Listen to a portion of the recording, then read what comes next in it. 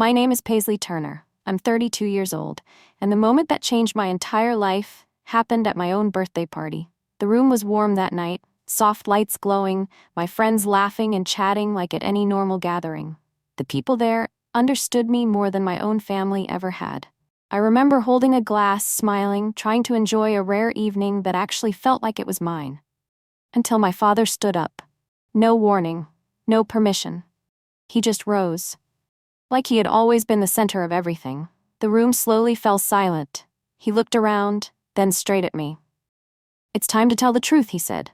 My heart stopped. And then, in front of everyone, he said something no child should ever hear from their own father. "We never really loved you." No one spoke. No one moved. And me, I just set my glass down, and in that moment I understood. The life I had spent years trying to hold together ended right there. If you want to know what happens next, comment 1 to watch the full story. 9 months before that party, my life looked very together. I lived alone in a 1-bedroom apartment in Salt Lake City. I had a full-time job in a healthcare system. I paid my bills on time. My place was clean. From the outside, there was nothing to complain about. I was the kind of person people looked at and thought, she really has her life under control. And to be fair, I did. At work, I managed schedules, tracked insurance, and fixed small issues before they turned into big problems. I was good at it because I noticed the details other people overlooked. But what no one saw was that this skill didn't stop at work. It followed me home. In my family, no one called it work.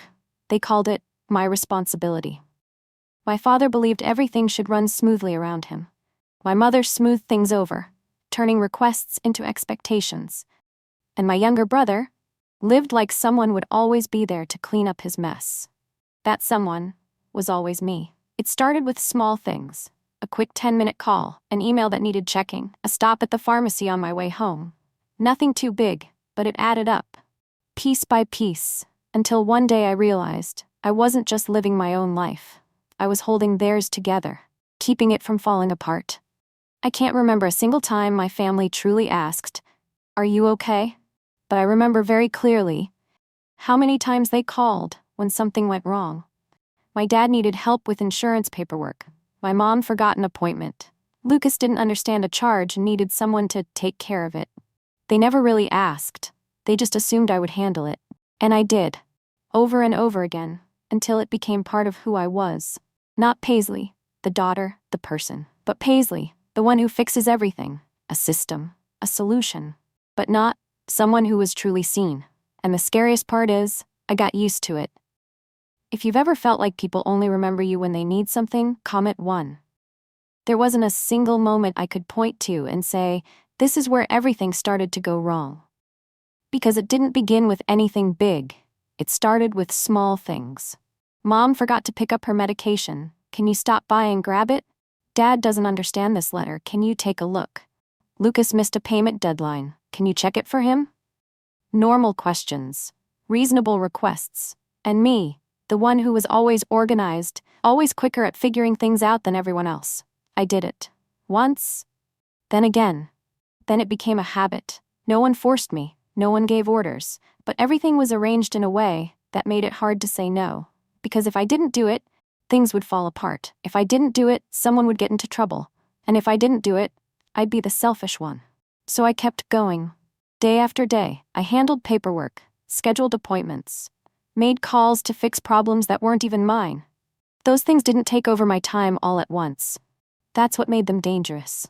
They slipped into the small gaps in my day until I couldn't even see the line anymore between my life and theirs. And the worst part wasn't that they relied on me. It was that they started to expect it. If it weren't for Jenna, I probably would have kept living like that for years. She's my best friend. She works in bank risk management, used to spotting problems other people choose to ignore. And that's exactly how she looked at my family. One night, I told her how I'd just spent time calling to fix my dad's insurance issue, then helped Lucas deal with a late fee. Jenna didn't look surprised. She just sighed. "Paisley, you're not helping them." I froze. "What do you mean? They depend on you so much, they don't even have to take responsibility anymore." I pushed back immediately. "My dad's just a little old school.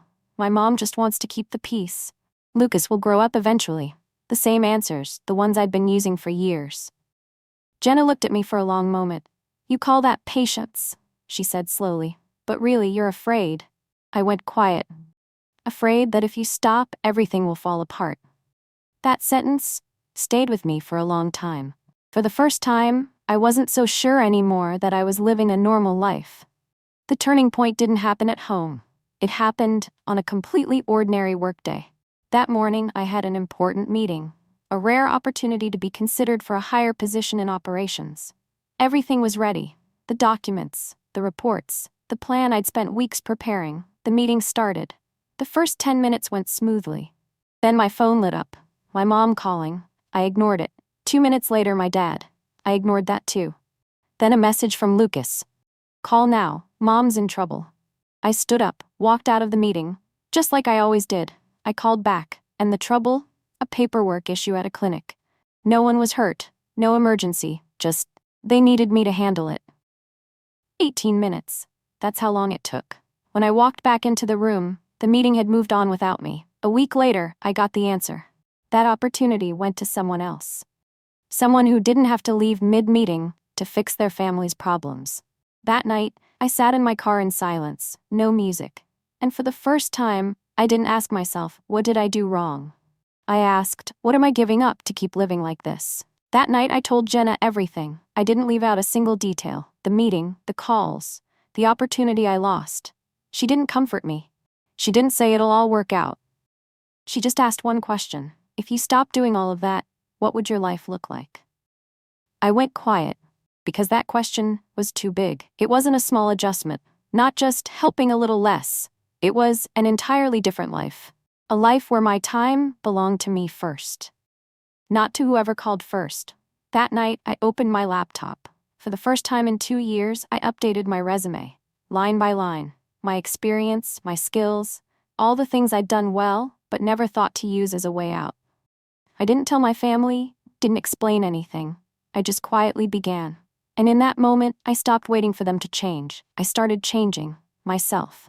If you relate to Paisley, leave a 2 in the comments. After that night, I didn't do anything dramatic. No arguments, no big declaration like, I'm leaving. I just started changing in silence. In the mornings, I went to work like usual, handled my tasks, answered emails, but during lunch breaks, I stopped mindlessly scrolling on my phone. I replied to recruiters, looked through job listings, sent out my resume, step by step, small moves, but completely different from before. The first interview didn't work out. The second didn't either.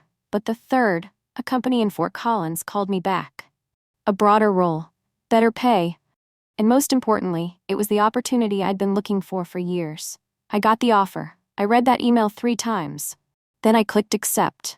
I didn't ask anyone, didn't tell my family, I just decided.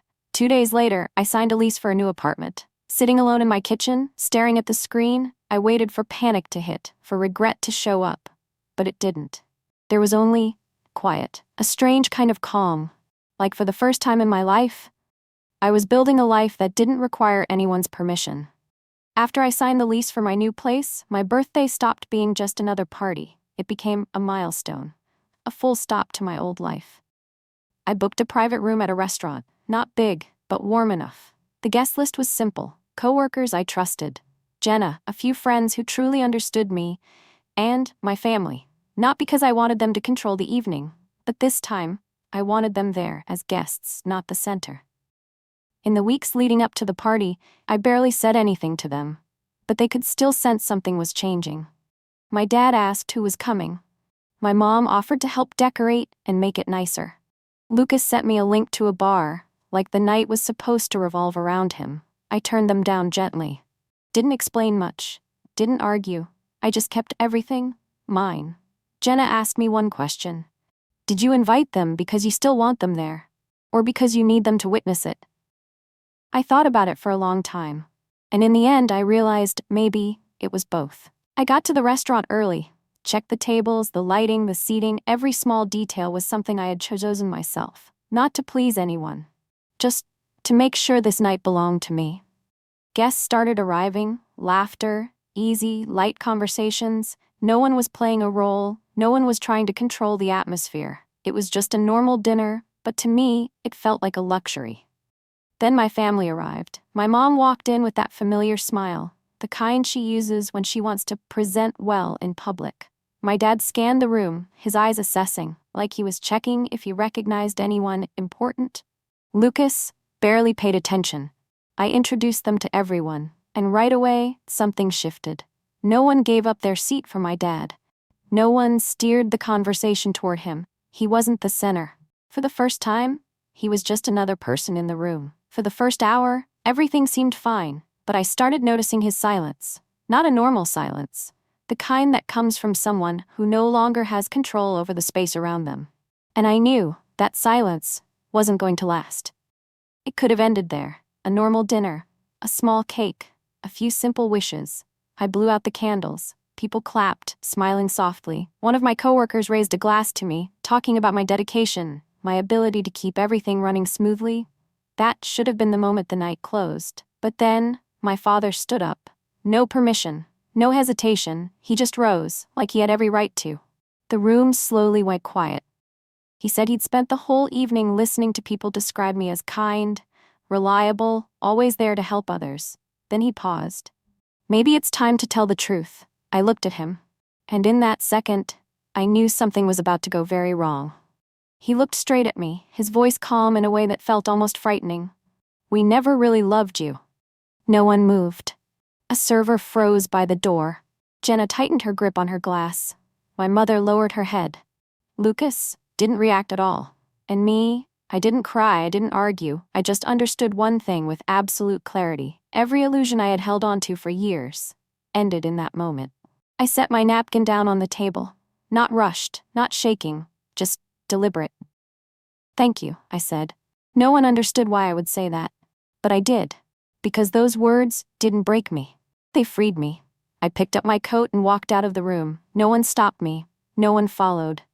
The door closed behind me, and for the first time I took a deep breath. The air outside was cold, but it felt better than any room I had ever stood in with them. That night, I stayed at Jenna's place. The next morning, my phone was full of missed calls, messages, voicemails. But when I opened one message from my father, there was no apology. He just said, family matters shouldn't be said in front of outsiders, not because he had hurt me, but because other people had heard it. In that moment, everything became painfully clear. They didn't change. They just wanted to control how the story was seen. I put my phone down, and for the first time in my life, I didn't feel the need to go back, to explain, to fix things, or to be accepted. If you think the father in this story is truly awful, leave a. So I know you see it too. I didn't answer any calls, didn't text back, didn't explain, not out of anger, but because I understood enough. In the days that followed, I noticed something strange. Their world didn't fall apart when I disappeared. It just slowed down. My dad called about an insurance issue no one handled. My mom mixed up an appointment. No one reminded her. Lucas missed a payment, and this time, no one fixed it for him. There was no big crisis, just small things starting to pile up. The same things I had always quietly taken care of, and for the first time, they had to face them on their own. I realized something important. I wasn't the foundation I thought I was. I was just the person who made everything easier for them. When I stopped, their lives didn't collapse. They just had to take responsibility. And me? I started packing my things, confirming my new address, submitting my resignation. No more hesitation, no more looking back. For the first time in years, I wasn't managing anyone else's life. I was finally building my own. 3 weeks after that party, I left Salt Lake City. No long goodbyes, no final meetups, just a car with a few boxes, and a decision I had delayed for far too long. Fort Collins welcomed me with a quiet morning. The new apartment was smaller than I expected. But it was clean, simple, and most importantly, untouched by any memories. No one here knew me as the one who fixes everything. No one called me in the middle of work. No one assumed I'd clean up their mistakes. On the first morning, I made my own coffee, sat in the small kitchen watching the sunlight come through the window, and I noticed something unfamiliar. Not happiness, not even full relief. Just space, but not the kind of emptiness that feels scary. More like a space that had never been filled before. A space I could shape on my own terms. On my first day at work, no one asked about my family. No one needed me to prove how useful I was. They just asked, "What do you want to do in this role?" A simple question. But for me, it was the first time in years that anyone had asked what I wanted. In those first weeks in Fort Collins, everything moved slower than I expected. Not because there was less work, but because for the first time, my life wasn't being broken up by other people's needs. I went to work, did my job, and when I left the office, I actually got to go home. No urgent calls, no messages like, "Can you help me real quick?" Just quiet.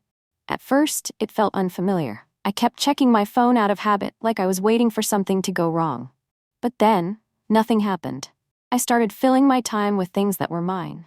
Cooking, evening walks, reading without interruption. Small things, but enough to make me realize something important. I was never short on time. I was just giving it to the wrong people. One evening, I was in the kitchen, chopping vegetables, and suddenly paused. Not because something happened, but because nothing was happening. And for the first time, peace didn't make me anxious. It made me realize this is what a life is supposed to feel like. If there's one thing I wish I had understood sooner, it's this. Just because someone needs you, doesn't mean they love you. I spent years believing my value came from what I could do for others.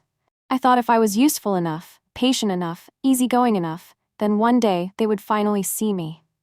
But the truth is, you can't make someone value you just by giving more. Sometimes the more you give, the more they take it for granted. I used to think leaving was selfish. But it's not. Staying in a place where you slowly disappear, that's the cruelest thing you can do to yourself. Leaving isn't destroying a family. Leaving is refusing to let yourself be used. They might not understand. They might call you ungrateful, but that doesn't change the truth. You have the right to live your life. Not the version others need, but the version you choose. And sometimes the strongest thing you can do isn't staying and enduring.